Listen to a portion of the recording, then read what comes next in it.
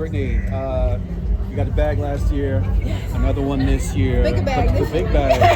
Tell us, have you cracked the Athlos code? No, I just think the environment's great. I think the environment's great too for athletes to compete and run fast and run well. Like, I thrive off of this, so I don't know. Maybe it's just, the environment that really brings it out of me. But yeah, it was great. How'd you run so fast so late in the year? Oh, if you know anything about my story,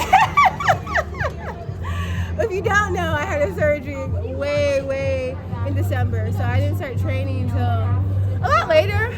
So I kind of peaked at the end, honestly. So we missed out on a lot of training this year due to my surgery. So it was a cold and trying year, honestly. But to come out here to be crowned by Serena Williams twice in one night, perfect timing, I guess. And sometimes things just take time. And like I said, it just took me a little more time to get things going. And that's just what it was. Brittany, could you tell me a little bit more about what kind of surgery it was, and also when you crossed the finish line both times, you looked genuinely shocked. Were you as surprised as you looked? I was more so shocked at the 100 because that was only my second 100 of the year. So, but the 200 it was just that's my baby. I was still shocked, but it was less of a shock. But the surgery I had laparoscopic surgery for endometriosis. It's a disease that 1 in 10 women have.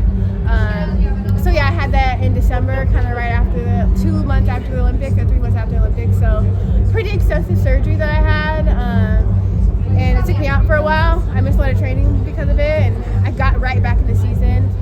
But I just got right back in season. It took me some time to get things going. As you know, I barely made the team. Had to go get the wild card and Diamond League to make the team. So it's been a crazy journey for me, but to come back here and get crowned twice, like I said, cherry on top.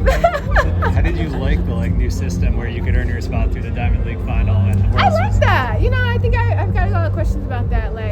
The U.S. team is so hard to make. So many U.S. athletes talk about that. You could have the top 10 just at trials, top 10 in the world just at trials. So it's nice that we had another opportunity to make it. It was a bit stressful at the Diamond League final, but I don't know, maybe I thrive in a stressful situation. Sometimes I do, sometimes I don't, but I pulled it out the bag in that one. And I think a lot of U.S. athletes really like the second opportunity just because it's just so stacked in the U.S. So yeah. Did being on the stage, getting the 2 crowns, from Serena Williams, did that kind of feel like, all right, I did it this year? I know, right? It did, because I feel I didn't win at Worlds. I got 6. I ran the slowest I ever ran a final in the world. So, to come back here and, just to be crowned by her, it was just an amazing feeling. And I did something. I think sometimes when you don't get that gold in a major championship, it's just dang, I didn't do anything.